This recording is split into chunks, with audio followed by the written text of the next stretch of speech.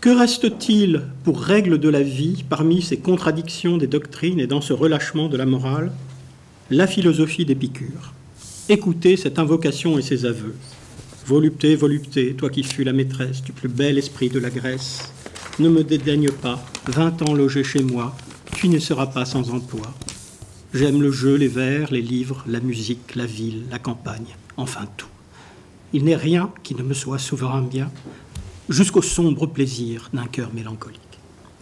Aussi, un seul conseil domine dans ces fables, jouissez, suivez la voie de la nature, qui vous crie de mettre à profit cette courte vie et de cueillir en tout lieu et tout ce que vous rencontrez de joie.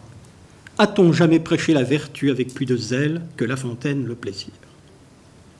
Dans son premier ouvrage sur La Fontaine, son essai sur les fables de La Fontaine, écrit en lieu et place d'une thèse de philosophie sur les sensations, refusée par la Sorbonne, Hippolyte Taine donnait à l'épicurisme un statut à la fois central et fort étrange, si l'on y réfléchit à deux fois. D'un côté, il n'y aurait pas de doctrine dominante de La Fontaine, dont l'art, selon Taine, se meut en permanence dans la contradiction. Ainsi qu'une mère aveugle, dit Taine, la nature nourrit et frappe l'un et l'autre également et au hasard. La Fontaine est sur ce point aussi libre, aussi indifférent, je dirais presque aussi immoral que la nature. Il est comme elle rempli de contradictions. Ses maximes se démentent les unes des autres.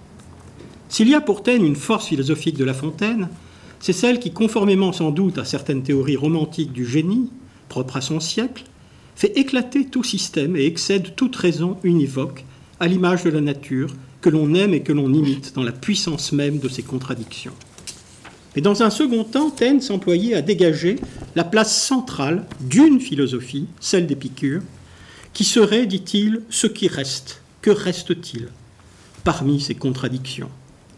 Philosophie que Taine présentait comme une constante et dont il montrait les symptômes les plus évidents de l'hymne de la volupté qu'il vient de citer, qui, sur les traces de l'invocation lucrétienne à Vénus, clôt les amours de Psyché et de Cupidon, à des fables comme Le loup et le chasseur, qu'il rapproche d'Horace, La mort et le mourant, dont il cite la source lucrétienne, etc.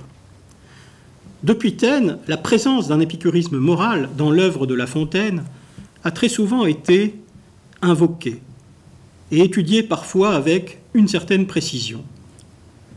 Mais non sans laisser généralement, cependant, bien des interrogations en suspens, car cette évidence d'un modèle épicurien, tantôt diffus, tantôt explicite, comment la saisir? Quel sens lui donner? Quelle place lui assigner dans l'axiologie de La Fontaine et aussi dans sa poétique? Peut-on encore envisager cet épicurisme moral avec Taine comme ce qui resterait, comme ce qui résisterait au sein du grand précipité des contradictions, où coexistent toutes sortes de doctrines et de traditions de toute farine que La Fontaine écrivain frapperait tour à tour d'ironie. Et si contradiction il y a dans les morales de l'œuvre, la philosophie épicurienne du plaisir y échapperait-elle? Par quel privilège? Peut-on même parler ici d'une seule philosophie du plaisir? Alors, je n'aborderai pas aujourd'hui les relations entre La Fontaine et l'épicurisme, parce que je l'ai fait à diverses reprises, ou du moins, je voudrais plutôt les aborder, ces relations de biais, à travers un syntagme, enfin une expression que l'on trouve dans un texte que je vais vous remémorer, l'ombre des plaisirs. Qu'est-ce que La Fontaine nomme l'ombre des plaisirs? Et à travers ces quelques remarques, je voudrais moins parler de ce qui serait l'épicurisme de La Fontaine que de la question suivante, que nous dit l'œuvre de La Fontaine, et en particulier la fable, les usages que l'on peut faire des fables, d'une certaine situation du discours sur le plaisir, d'une certaine situation du néo-épicurisme dans la dernière partie du XVIIe siècle, autour de La Fontaine. Alors, pour nous plonger au cœur de cette situation, donc, j'avais un exemplier, mais je n'ai pas les photocopies malheureusement. Ces quelques vers très célèbres. Que me servent ces vers avec soin composés? N'en attends-je autre fruit que de les voir prisés? C'est peu que leur conseil, si je ne sais les suivre, et qu'au moins vers la fin je ne commence à vivre. Car je n'ai pas vécu, j'ai servi 2 tyrans, un vain bruit et l'amour ont partagé mes ans. Qu'est-ce que vivre, Iris? Vous pouvez nous l'apprendre. Votre réponse est prête, il me semble l'entendre. L'aveu public que La Fontaine a fait lors de sa réception à l'Académie, le 2 mai 1684, est resté célèbre pour l'image qu'il donne de sa poétique. Image d'un papillon du Parnasse, volant de fleur en fleur, de genre en genre. Je suis chose légère. Or, cet aveu se donne pour horizon ultime l'image d'une vie nouvelle, d'une vita nova. Cette étrange confession semble appeler une sorte de conversion. Je ferai 2 remarques. La vita nova entrevue semble tout entière placée sous le signe du plaisir. Il s'agit d'une conversion au plaisir, à un certain type de plaisir. Elle semble tout entière placée sous le signe d'une jouissance de soi qui fut enfin consistante. La question du plaisir et de sa régulation y occupe en effet une place décisive. En particulier, la distinction que La Fontaine y opère entre ce qu'il nomme les solides plaisirs et l'ombre des plaisirs. Des solides plaisirs, je n'ai suivi que l'ombre. J'ai toujours abusé du plus cher de nos biens. La Fontaine, en matière de plaisir, et ses lecteurs avec lui, à l'exception peut-être d'Iris, Madame de la Sablière, convertie et retirée aux incurables sous les soins de Rancé, n'aurait-il donc cessé de lâcher la proie pour l'ombre, comme le chien de la fable? Les solides plaisirs de la vie nouvelle entrevus renvoient ici simultanément à une nouvelle manière d'écrire et à une nouvelle manière de vivre. Or, on le sait, les promesses que La Fontaine fit en ce sens ne seront jamais tenues. Mieux, il suffirait de bien lire l'aveu lui-même, cet aveu fait devant l'Académie, pour inférer que de telles promesses ne pouvaient pas être tenues. À chaque fois que La Fontaine esquisse quelque chose comme le projet d'une conversion à une vie nouvelle, fût-ce au nom du plaisir lui-même, c'est-à-dire d'un plaisir plus stable, mieux réglé et plus pur, il s'en laisse détourner à la première occasion. Il prête le flanc à de multiples forces de diversion. Il ne s'y tient pas, montrant à quel point, pour reprendre les termes de Montaigne dans l'essai De la diversion, à quel point peu de choses nous divertit et détourne, car peu de choses nous tient. Et ce que la rhétorique de l'aveu sépare ici publiquement en 2 côtés de la vie et de l'œuvre, le côté de la sage solidité dans les plaisirs, le côté de l'inconstance, du jeu, de l'inquiétude que La Fontaine prend en charge, la poétique de La Fontaine n'a cessé de le mêler, jusqu'à rendre indistinctes souvent les limites entre le plaisir et son ombre, entre la vérité du plaisir et les illusions du plaisir, entre le plaisir de la vérité et le plaisir de l'illusion pure et simple, voire le plaisir que l'on goûte à être trompé, à être dupé. Pourtant, s'il y a un genre qui aurait pu lui permettre de stabiliser son errance inquiète en ces années de doute et de vieillesse, c'est bien le genre de la fable tel qu'il se l'est approprié au fil des années. Une vie nouvelle dans laquelle La Fontaine aurait renoncé à certaines formes d'hédonisme, en particulier à l'hédonisme des contes et nouvelles en vers, et à leur érotique une fois pour toutes, c'est la dimension morale la plus visible de cet aveu, promet en quelque sorte de renoncer au conte, ou de manière générale, il aurait fortifié ses choix génériques en cessant enfin de papillonner parmi les formes disponibles. Cette vie nouvelle aurait-elle pu trouver des ressources spécifiques dans l'approfondissement du genre de la fable? Et cela, pas seulement du fait de la maîtrise formelle incomparable qu'il a acquis dans son domaine, mais aussi en raison du type de pensée morale qu'il a pu y développer.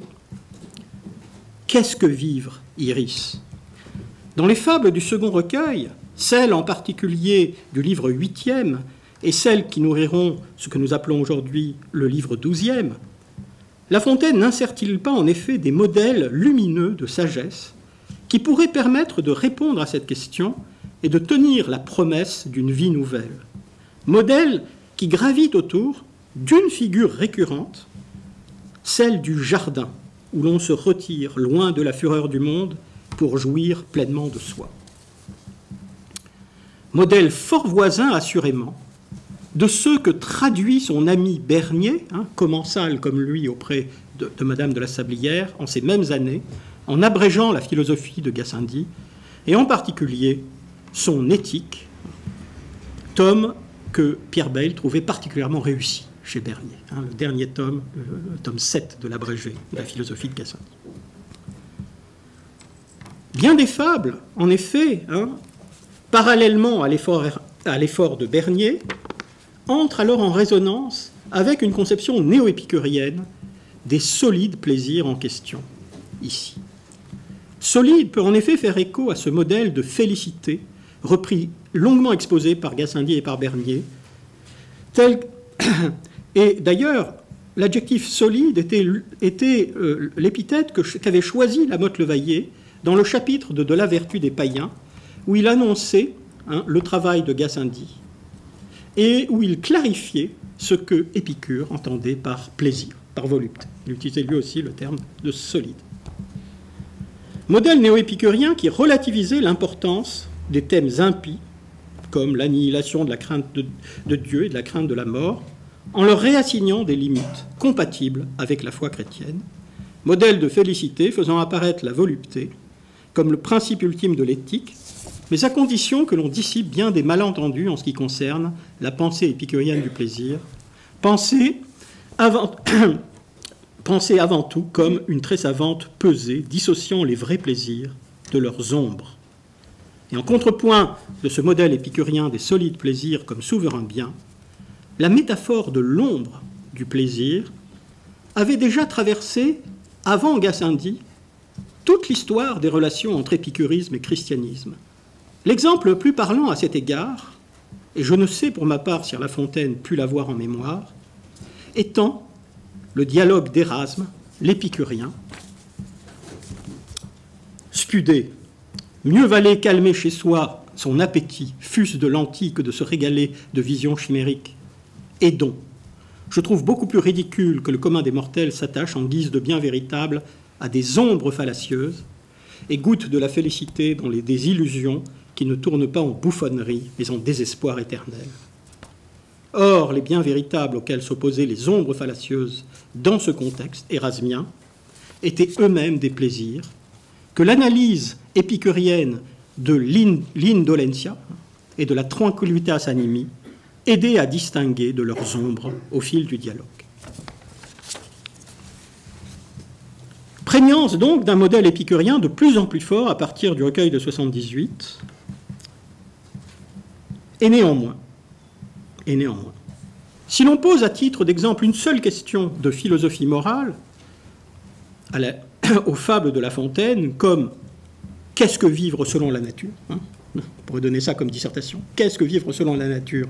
dans les fables de La Fontaine, on serait bien embarrassé. On trouverait dans les fables de La Fontaine des variations de point de vue incessantes, qui tantôt se situent au voisinage, comme disait Montaigne, la diversion d'Épicure plus voisine à mon style, tantôt se situent au voisinage d'une philosophie morale comme l'épicurisme, et tantôt très loin. Plutôt que de parler de contradiction, comme le faisait Taine, je voudrais émettre l'hypothèse que la fable, selon La Fontaine, joue simultanément avec plusieurs régimes de vérité, avec plusieurs types de points de vue sur l'agent moral, dans des situations imaginaires que la fable ne cesse de faire varier. Il y a une sorte de variation eidétique dans les fables qui permet de tester, en quelque sorte, le plaisir, la prudence, etc. Alors, mon parcours sera un petit peu minimaliste. Je voudrais indiquer uniquement des grandes orientations. Je voudrais d'abord rappeler comment certaines fables s'associe de très près à des figurations de la sagesse du jardin, non seulement comme manière de penser, mais aussi comme manière de vivre, en focalisant l'attention sur certaines fables ouvertement anti-stoïciennes. C'est bien de commencer par là, peut-être, pour montrer ce à quoi le jardin, les figures du jardin s'opposent. J'évoquerai des petits exercices spirituels de la fable, et exercice spirituel de la fable et solide plaisir. Qu'est-ce que commencer à vivre selon la nature? Mais ces modèles d'accès à une vie nouvelle, à une vraie vie selon la nature, sont à bien des égards des modèles fabuleux. Je voudrais rappeler comment ces représentations idéales d'une connaissance morale de soi sont ici en permanence fissurées par des forces mettant en cause les pouvoirs éthiques de la raison et les illusions d'autonomie de la volonté. C'est avec ces forces contradictoires que joue très précisément ce que La Fontaine nomme le pouvoir des fables. Et donc j'aborderai après les exercices critiques de la fable, et en lien avec ce que j'appellerai également les retours de l'ombre, retour sempiternel de l'ombre des plaisirs. Question, qu'est-ce que vivre en sujet à jamais enfant? Qu'est-ce que vivre en sujet à jamais enfant? Enfin, je rappellerai comment cette tension entre figuration d'une sagesse, des plaisirs solides et de la vraie vie, d'une part, pouvoir des fables, d'autre part, participe plus largement d'un travail sur soi, faisant de l'ironie une ressource essentielle de la pensée néo-épicurienne du vivre, exercice d'ironie de la fable, vivre selon la nature, mais selon quelle nature? Et j'aborderai donc pour finir les clairs-obscurs du référentiel naturaliste dans une œuvre comme celle de La Fontaine. Soit un premier type d'exemple, donc, celle des modèles de sagesse que La Fontaine figure ici et là dans ses fables. La dernière fable, le juge-arbitre, l'hospitalier et le solitaire, en offre un des exemples les plus marquants. On y voit un solitaire faisant de la retraite hors du monde la seule solution viable pour une sagesse de la vraie vie, selon la nature. Celle qui permettrait en premier lieu de disposer d'une véritable image de soi. Troublez l'eau, vous y voyez-vous, agitez celle-ci. Comment nous verrions-nous? La vase est un épais nuage qu'aux effets du cristal nous venons d'opposer. Mes frères, dit le saint, laissez-la reposer, vous verrez alors votre image. En lisant certaines fables, on a parfois l'impression de quitter un genre très humble, la fable ésopique, un exercice de type plus ou moins scolaire, pour accéder à une méditation d'un autre ordre. Et la dernière des fables suggère même que le genre ainsi pratiqué peut se rapprocher d'une tradition bien précise de la philosophie morale, celle des exercices spirituels. La fable, comme la sagesse des philosophes antiques, participe clairement d'une culture de soi, d'une conversion à soi. En parlant d'animaux, d'hommes et d'objets de toute nature, la fable peut offrir au lecteur cette position de retrait et cet art de l'éloignement qui lui permet de mieux se voir lui-même, c'est sa dimension réflexive, et de mieux comprendre les forces redoutables qui l'entourent, c'est sa dimension prudentielle. Ce faisant, certaines fables, elles sont très rares, comme celle qui conclut le livre, « Par où saurais-je mieux finir ?» écrit La Fontaine, vont encore plus loin, en suggérant que l'exercice de la fable permet au lecteur d'accomplir une véritable action sur soi, une transformation de soi qui peut virtuellement conduire à un choix de vie, à une vita nova. Certaines fables de La Fontaine, en concentrant l'attention du lecteur sur la nécessité d'une conversion à soi, renouent avec la tradition des exercices, et en particulier, donc, avec ce thème de la conversion à soi, dont Foucault rappelait qu'il était le dénominateur commun de ces pratiques de soi, propres aux différentes écoles philosophiques du monde antique. L'objectif commun de ces pratiques de soi, à travers les différences qu'elles présentent, peut être représenté par le principe général de la conversion à soi, de l'épistrophée et autonome.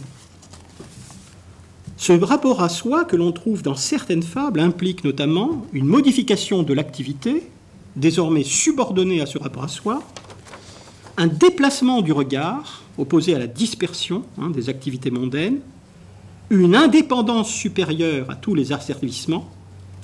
J'ai montré ailleurs comment le discours sur le plaisir était d'abord, dans ce contexte de la fin du XVIIe siècle, un discours d'autonomisation, un discours de résistance. Parler de son plaisir, c'est dire à quel point on résiste, et à quel point on est indépendant, autonome. Elles impliquent une éthique de la maîtrise de soi, de la possession de soi, avec très souvent un vocabulaire juridique de la jouissance. Il faudrait suivre cela jusqu'à l'article jouissance de l'encyclopédie. La dernière des fables, donc,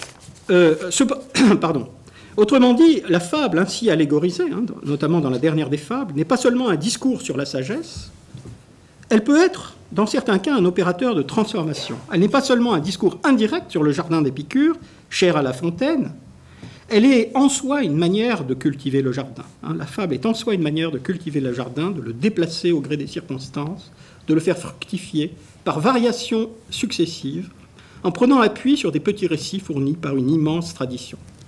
En cela, la fable peut aussi devenir une sorte de jardin portatif que l'on emmène avec soi, car on la loge facilement dans sa mémoire. Un exemple particulièrement intéressant peut être fourni par l'une des figurations de la sagesse les plus lumineuses, la fable intitulée « Le philosophe Scythe ». Un philosophe austère est né dans la Scythie. Se proposant de suivre une plus douce vie, voyagea chez les Grecs et vit en certains lieux un sage assez semblable au vieillard de Virgile, homme égalant les rois, homme approchant des dieux, et comme ces derniers, satisfait et tranquille. Son bonheur consistait aux beautés d'un jardin. Alors il y a, en premier lieu, une dissymétrie essentielle dans la situation initiale du philosophe Scythe et du sage, virgilien. Le philosophe Scythe est saisi par la fable en mouvement, en voyage, ce qui, dans l'univers de La Fontaine, est toujours plutôt mauvais signe, comme si déjà une inquiétude naturelle le poussait à quitter son lieu propre, l'austère City. L'autre philosophe, que La Fontaine choisit de nommer sage, est découvert en un lieu, lui, admirablement limité, qui reflète l'autarkeia du sage, dont on parlait ce matin. Les termes mêmes qui le désignent, homme approchant des dieux, pourrait bien faire écho à l'une des grandes cellules idéales, pour reprendre la terminologie du regretté Jean Deprin, de l'éthique d'Épicure, vivre comme un dieu parmi les hommes. Et surtout à l'apothéose d'Épicure, sur laquelle s'ouvrait le livre 5 du De Rerum Natura. Une caractérisation supplémentaire vient renforcer la comparaison de ce bonheur avec celui des dieux, et comme ces derniers, satisfaits et tranquilles. On change en entrant dans ce jardin de temporalité, et l'on goûte la plénitude heureuse et continue de l'imparfait. Son bonheur consistait aux beautés d'un jardin. Vers qui, par sa stabilité et son équilibre interne, est en soi comme une petite figuration métrique du jardin épicurien. La fable décrit alors une incompréhension fondamentale entre le Scythe et le sage, entre apathie et ataraxie, entre une éthique du bonheur et une éthique stoïcienne. Donc on voit le sage virgilien émonder la nature, faire un lent travail d'émondage et en retirer des fruits extraordinaires. Que fait le Scythe ? Le Scythe, retourné dans sa triste demeure, prend la serpe à son tour, coupe et taille à toute heure, conseille à ses voisins, prescrit à ses amis, un universel abattu. Il ôte de chez lui les branches les plus belles, il tronque son verger contre toute raison, sans observer temps ni saison, l'une ni vieille ni nouvelle. Le stoïcien est incapable d'interpréter les signes de cette sagesse du jardin, alors même qu'il veut la reproduire. C'est qu'il synthétise en sa triste figure les images nocives de l'universel en morale, celle d'un universel hors limite, universaliser indûment cette coupe heureuse, et voici la beauté singulière du jardin, métamorphosée en universel abattu. Je crois qu'il faut insister sur cette chute du jardin dans l'universel mal compris, chute brutale, accentuée par la pesante antéposition de l'adjectif qui occupe le centre de gravité du vers. L'universalité d'un principe imposé de l'extérieur à la nature ne peut être que puissance de mort. tout languit et tout meurt. Ce site exprime bien un indiscret stoïcien. Celui-ci retranche de l'âme désir et passion, le bon et le mauvais, jusqu'au plus innocent souhait.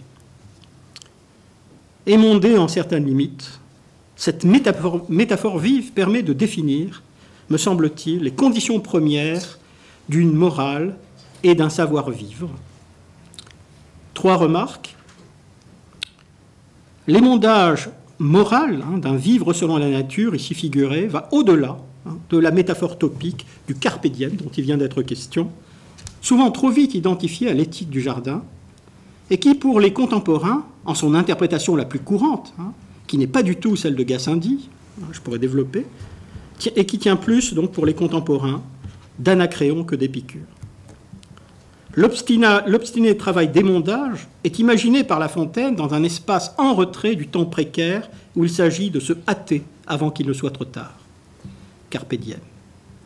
Dans les limites de ce jardin, la seule temporalité qui règne est celle de la nature elle-même, et à ce temps plein et continu de la culture métriopathique de soi s'oppose le temps discontinu du stoïcien, se hâtant lui d'imposer brutalement à ceux qui l'entourent un autre choix de vie.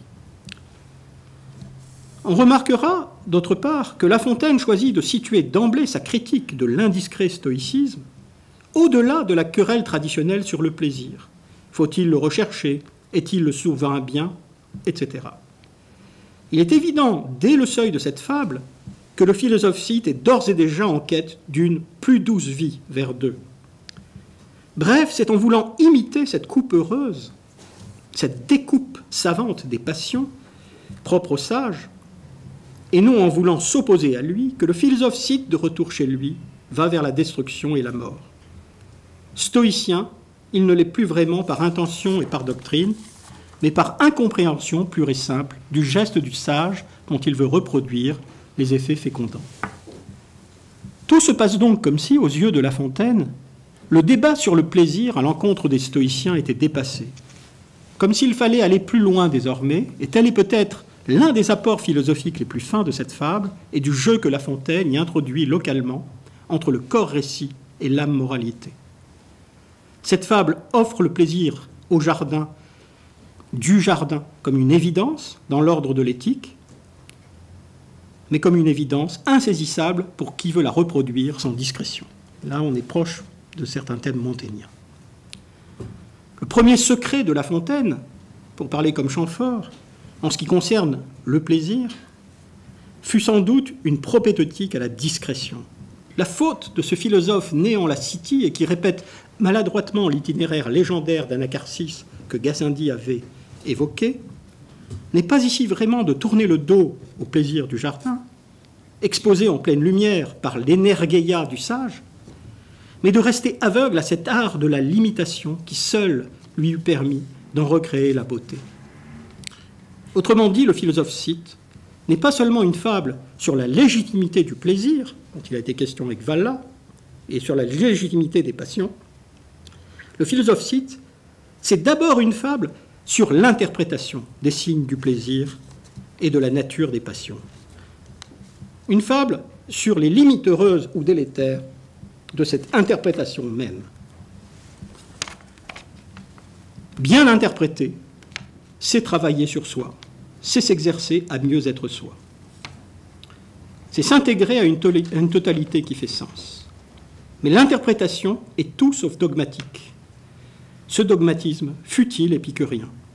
Que suggère aussi la fable? Qu'il pourrait y avoir aussi des philosophes scythes de l'épicurisme lui-même. De l'épicurisme lui-même. Et ils abondent, ceux qui, en ces années, prônent de manière très dogmatique une conception ascétique du plaisir selon Épicure. Les plaisirs du jardin impliquent une herméneutique des singularités, une science locale où raison rime avec saison, et où s'établissent avec cette portion de nature que l'on porte en soi, un pacte où règne la mesure, une certaine mesure, et où l'on ne coupe pas pour couper. Soit d'autres figurations du jardin. Et parmi ces figurations, l'une des plus célèbres sans doute, le songe d'un habitant du Mogol. Si l'on quitte le philosophe cite pour entrer dans le songe, les images du plaisir pur dont jouit celui qui vit selon la nature et d'abord selon lui-même se précisent et s'intériorisent tout à la fois.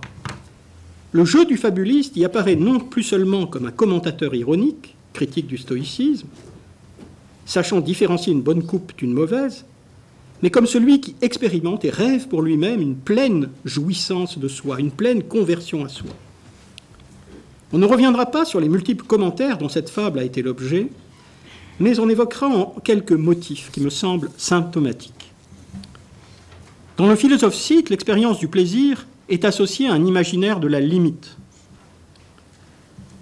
C'est aussi le cas ici. Limite entre le monde et la retraite, limite entre l'extérieur et l'intérieur du jardin. Comme dans le philosophe cite, l'expérimentation morale et esthétique sur la limite commence par une prolepsis du plaisir pur. Les dieux autarciques et à distance du monde étaient, je le rappelle pour les épicuriens, ces prolepses par excellence de ce qu'est pour nous un plaisir pur. Et d'une certaine manière, telle était la fonction du vieillard virgilien, telle sera celle du vizir à l'orée du songe. Le vizir, donc, aux champs élyséens, possesseur d'un plaisir aussi pur qu'infini, tant en prix qu'en durée.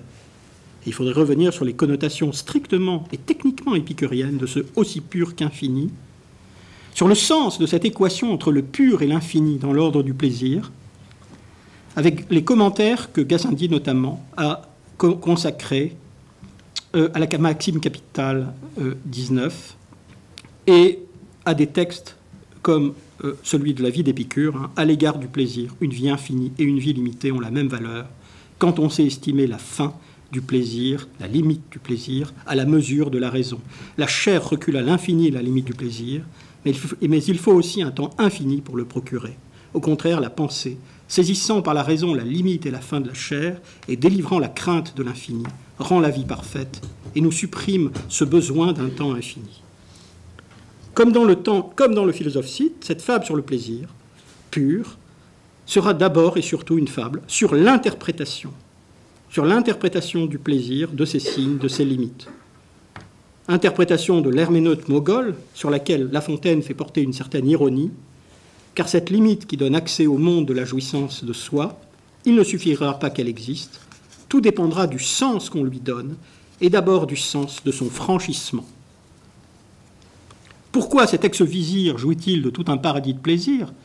Et Gassendi n'avait-il pas lui-même médité sur l'affinité et peut-être l'origine étymologique commune de l'hébreu Éden et du grec Édoné, Opera Omnia, tome 2, 678b, alors que cet ex-ermite connaît les feux de l'enfer. L'interprète souligne énergiquement le sens du retrait en figurant un mouvement. Du monde vers la solitude, le retrait du vizir est immédiatement perçu comme rédempteur. De la solitude vers le monde, le mouvement de l'ermite paraît immédiatement suspect et la signification de la retraite immédiatement s'inverse.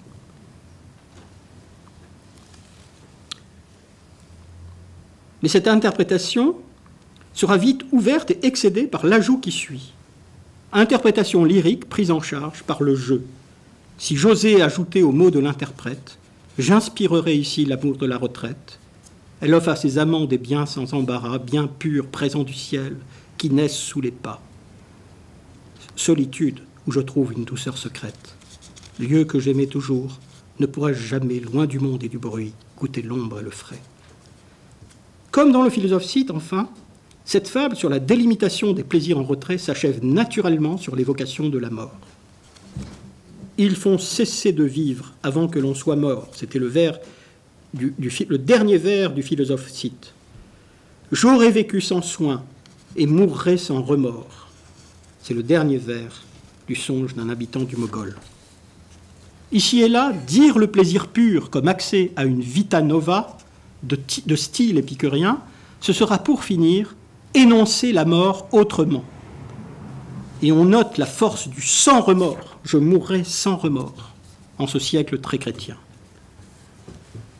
La mort participe pleinement à cette imagination du plaisir et à la poétique de la limite qui permet de la figurer, comme dans certains exercices spirituels de la tradition épicurienne dont parlait Hadot, ou dire je vais mourir et la mort n'est rien, ça fait partie de la jouissance du plaisir, hic et nunc, dans l'instant.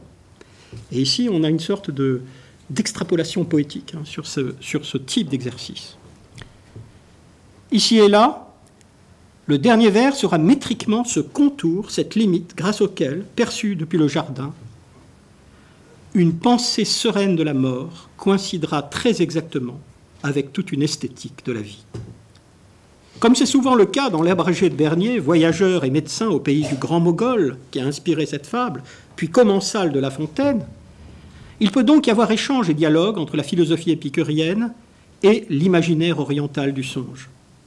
Structurellement, deux types de signes au moins semblent indiquer qu'un modèle, voire un intertexte épicurien précis, pourrait surdéterminer cette figuration du retrait et cet imaginaire de la limite.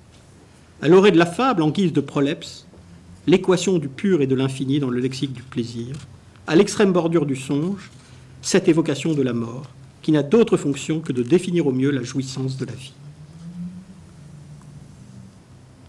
En fait, le premier hémistiche de ce dernier vers, « J'aurais vécu sans soin », pourrait actualiser l'une des grandes matrices du discours épicurien en ces années. Vu du jardin, la mort ne sera rien, semble-t-il, rien d'autre qu'une limite qui précisément donne rétrospectivement au verbe vivre son sens le plus plein et à la pensée du plaisir sa force optimale. Mais en réalité, tout se passe comme si le verbe vivre, au futur antérieur, j'aurais vécu sans soin, se chargeait de la force sémantique du vixi latin, qui fut, il n'est peut-être pas inutile de le rappeler, l'un des topoi les plus inépuisables du discours épicurien sur la mort. Et en particulier, donc j'ai fait un petit peu l'histoire dans la version écrite du texte, du vixi et quem dederas cursum peregi. Cette phrase, qui vient de la mort de Didon chez Virgile et qui vient constamment dans le discours épicurien pour resémantiser le verbe vivre en contexte épicurien. J'ai vécu. Dire j'ai vécu et accompli tout ce que la vie me donnait à accomplir, réapparaît notamment dans des contextes comme celui-ci, chez Bernier, qui traduit Gassendi. Pacuvius, lieutenant de Syrie, après avoir passé le jour entier dans le vin et dans la bonne chair, avait coutume, lorsqu'on l'emportait de la table au lit, de se faire chanter en musique « Wixit, Wixit, il a vécu, il a vécu ». Ce que ce perdu, dit Sénèque, faisait par un esprit de débauche, faisons-le de bonne foi, et lorsqu'ayant passé doucement et ordonnement la journée, nous allons nous reposer, disons-nous joyeux et contents, « Wixi, et quem dederas cursum peregi ». Quiconque a dit « j'ai vécu » se lève tous les jours en gain nouveau. Donc là, on est vraiment dans la tradition des exercices spirituels. Le seul et unique remède pour pouvoir passer sa vie doucement et sans inquiétude, dit Bernier aussi, c'est de nous accommoder à la nature, de ne vouloir que ce qu'elle veut, de mettre au nombre de ses présents le dernier moment de la vie et de nous disposer et préparer de manière que lorsque la mort arrivera, nous puissions dire « j'ai vécu ». Et j'ai achevé la carrière que la nature m'avait donnée à parcourir. Vixi et quem dederas cursum natura peregi. Ça revient en boucle. Elle m'appelle, voici que je viens de moi-même. Elle demande son dépôt, je le lui rends volontiers. Elle me commande de mourir, je meurs sans regret. Texte de Bernier, très proche de la fable de La Fontaine. Le rêve du repos sans cesse différé est pour La Fontaine aussi associé au sémantisme même du verbe vivre, auquel il s'agit de redonner sans cesse la plénitude de ce wixi.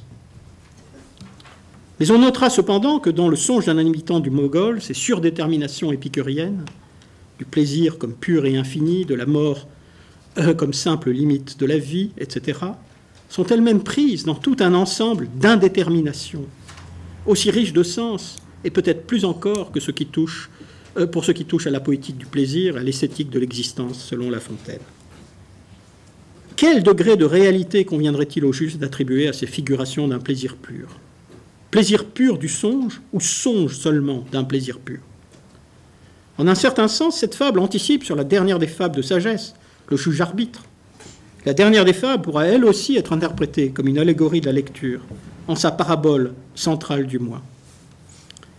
Le livre des fables lui-même apparaîtrait dans cette ultime leçon comme ce jardin portatif, permettant aux lecteurs engagés dans les officats de la cité de passer des mouvements du monde au recul des plaisirs en repos, la distance intérieure procurée par le lecteur étant source de transparence et de vraie vie. Mais à ce repos, le lecteur ne s'arrêtera sans doute jamais, comme le fait le solitaire de la fable. Il est clair que cette expérience du seuil entre action et contemplation, entre mouvement et repos, est ce qui ancre le plus fortement l'expérience de la lecture dans une morale du plaisir, mais peut-être, dans l'horizon d'attente des fables, la possibilité d'une lecture réellement sage et épicurienne brillera-t-elle d'autant plus qu'elle sera la plus rare et la plus improbable.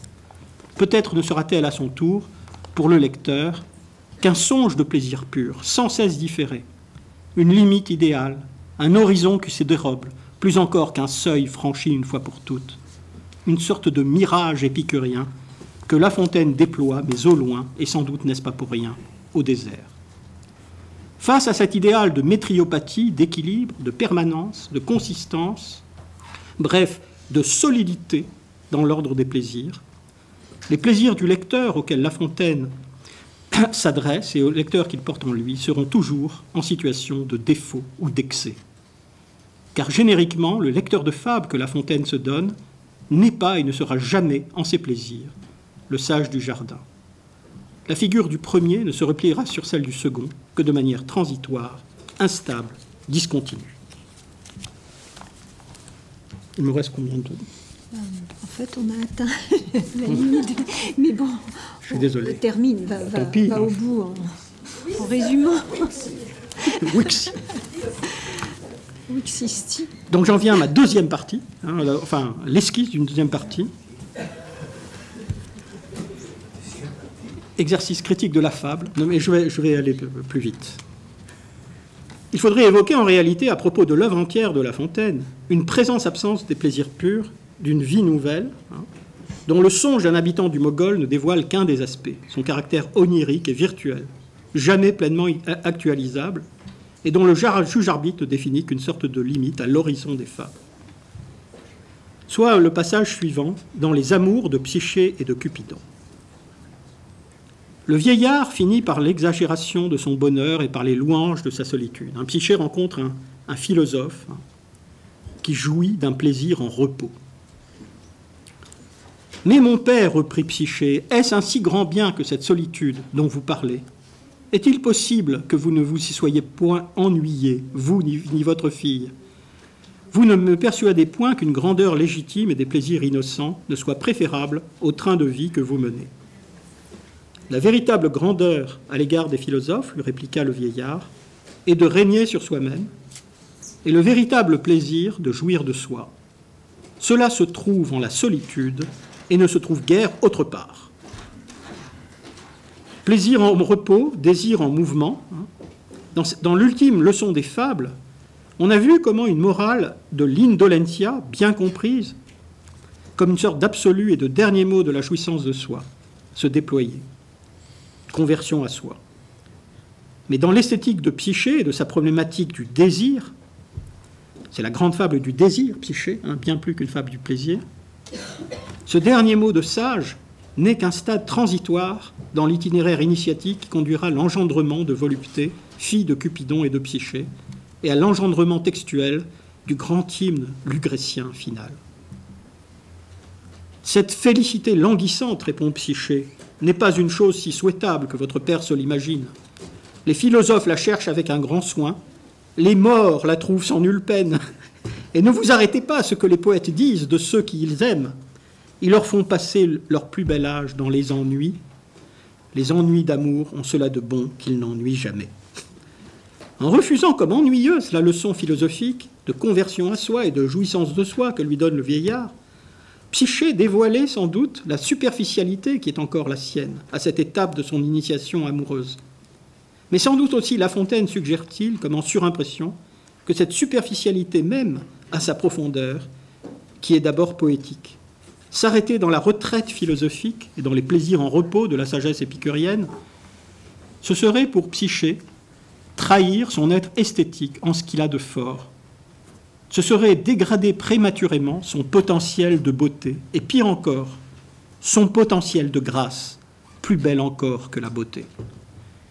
Par son objection, qu'elle réitérera auprès des filles du vieillard, Psyché mettait peut-être innocemment le doigt sur un point sensible où une sagesse épicurienne du plaisir et une esthétique, l'esthétique de la grâce, ne peuvent coïncider que de façon fugitive et précaire.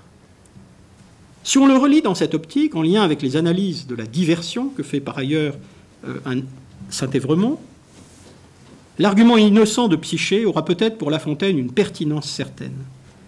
Philosophiquement, moralement, l'ennui a certes peu de poids en tant qu'argument. Un choix moral ou philosophique peut être juste et atteindre le vrai, qu'il ennuie tel ou tel, quelle importance. Mais esthétiquement, l'ennui a un poids qui l'emporte sur tout le reste. L'ennui est ce qui risque de mettre en péril le mouvement de l'œuvre et sa réussite. L'ennui, c'est peut-être là précisément que la pensée épicurienne du plaisir pur trouvera elle-même sa limite dans ce type de contexte. Car en entrant en littérature, le sage et ses plaisirs pénètrent dans l'espace du divertissement. À l'égard, donc, du plaisir pur et distancié qui est la voie d'accès à une vie nouvelle, selon la nature, le lecteur de fables sera toujours en situation d'excentrement permanent. Excentrement que l'écrivain qui prend la parole à la fin du pouvoir des fables partagerait sans doute avec lui. Tout comme Psyché, il sait lui aussi que cette plénitude de sage lui fera toujours défaut, que son plaisir d'écrire manque singulièrement de stabilité et de limites, et que ce manque de discrétion dans l'ordre des passions qui le pousse toujours ailleurs, dans l'espace des divertissements, quelque part entre le trouble de la conscience et le repos du désir, c'est en quelque sorte la felix culpa de toute littérature, que c'est en l'occurrence précisément ce qui donne aux fables leur réel pouvoir. Il faudrait donc évoquer un autre type de fables, bien plus nombreuses, qui font apparaître l'accès à la sagesse et à la vraie vie selon la nature comme anthropologiquement improbable, ou plutôt comme relevant d'un songe indéfiniment différé. Fables qui montrent comment des forces obscures, souvent violentes et cruelles, perturbant l'homme, tout gouvernement rationnel de soi. Or, aux yeux de La Fontaine, ce sont ces forces mêmes, compromettant à jamais l'accès à une nouvelle vie selon le Jardin, qui permettent d'apprécier le vrai pouvoir des fables. Donc je conclus.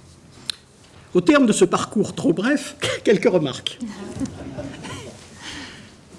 Premier type de remarque, la tension ironique entre deux orientations majeures, celle d'une éthique néo-épicurienne, prétendant ressaisir une vraie vie selon la nature, d'une part, et d'autre part, celle d'une anthropologie fondamentalement pessimiste, d'inspiration sceptique, fut dans le sillage du libertinage érudit d'une fécondité rare et sans nul doute très sous-estimée par l'histoire de la philosophie.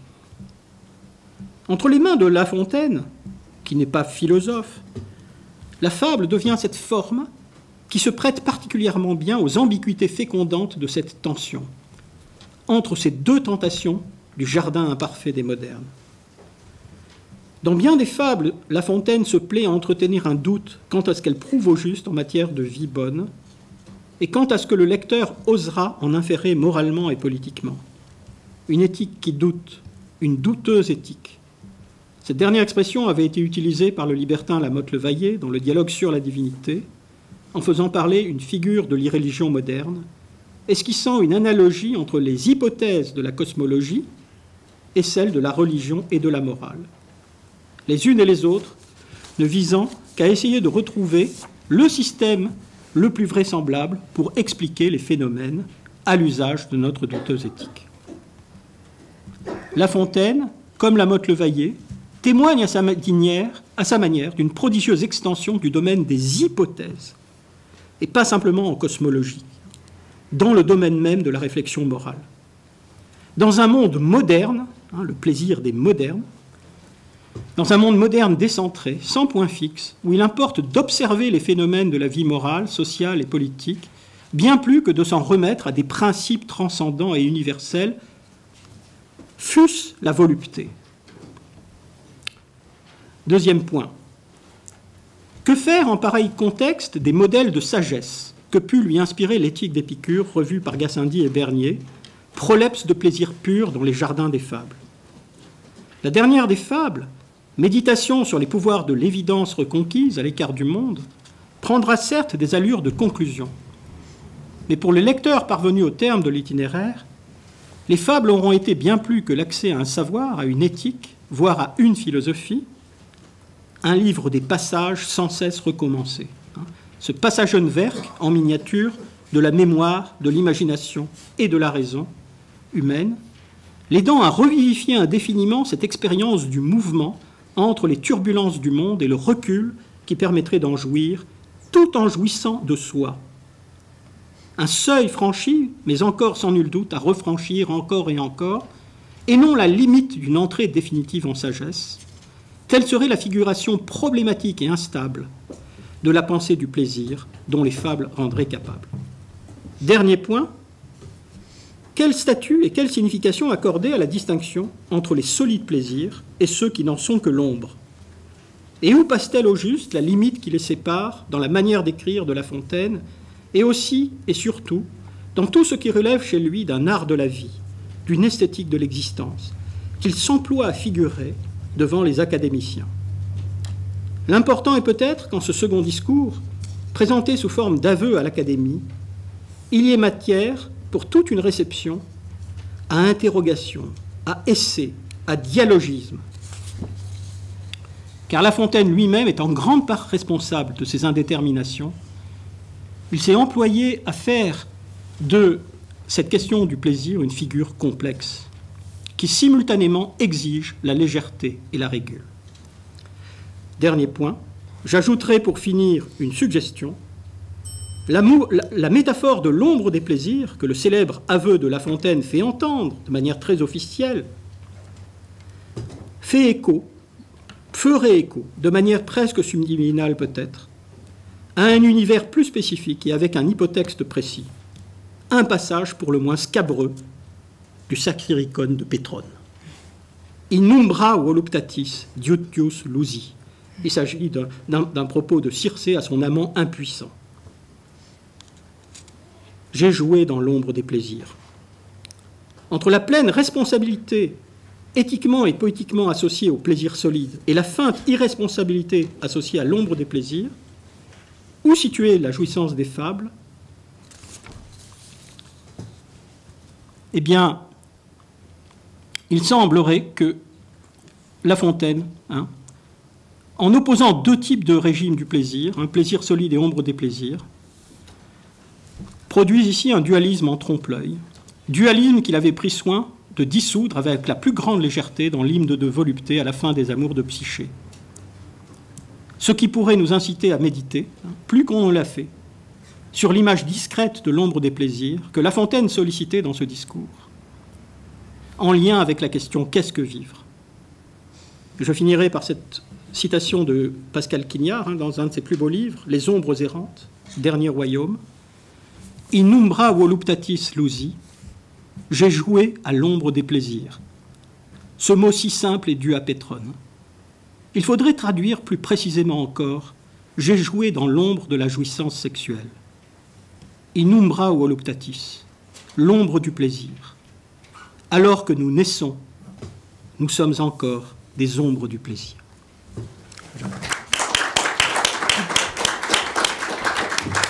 J'étais un peu étonné que tu n'as pas mentionné à propos de l'ombre du plaisir les fables érotiques, les fables, les contes grivois de La Fontaine, qui, à mon avis, appartiennent un peu à cet ordre, comme toute la littérature érotique, qui a un grand essor, et non négligeable d'ailleurs à cette époque de la littérature clandestine, dans le registre, disons, de l'ombre, justement, des plaisirs. L'érotisme, en quelque sorte, est, je ne sais pas si tu es d'accord, l'une des déclinaisons de cette... Voilà, et La Fontaine a été condamnée même. Oui, bien sûr.